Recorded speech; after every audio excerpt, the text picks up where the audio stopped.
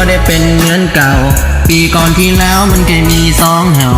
นั่งอยู่บนนี้บ่หากันเบาข้างกายคอยเสมอว่าจะมีสองเห่าแต่มาปีนี้เจ้านั้นเดินไปกับเขาคอยอยู่วันนี้คงจะต้องเศร้าเลยเหงานั่งมึงก็ยิ้มมีความสุขอยู่กับเขาคอยนั่งเจ้าอยู่วันนี้ถึงว่าคอยจะเหน็บหนาวใจหนาวใจเห็นคนที่ฮักจะต้องไปอยู่กับใครหนาวใจหนาวกายย้อนเวลากลับไปตั้งเหล่านั้นได้เริ่มใหม่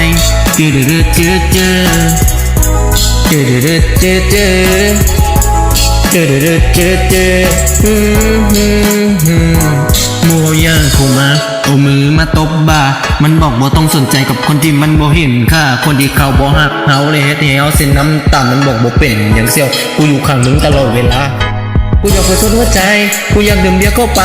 กูอยากจะหลับวันนี้กูอยากจะเมาจนกว่าจะตายกูอยากจะหยุดเวลากูอยากจะหยุดน้ำตากูอยากจะลืมความหลังที่มันได้พังกับการเวลาแล้วการยังหมุนเปลี่ยนกับคืนฤดูหนาวในใจของเจ้าบ่มีวันหวนคืนจะบ่ทักไปจะบ่โทรหาจะบ่ปนใจจนกว่าเจ้าจะกลับมา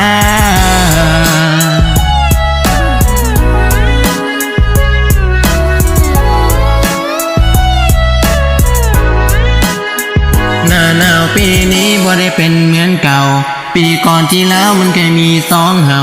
นั่งอยู่บนนี้บอกกันเบาข้างกายคอยเสมอว่าจะมีสองเห่า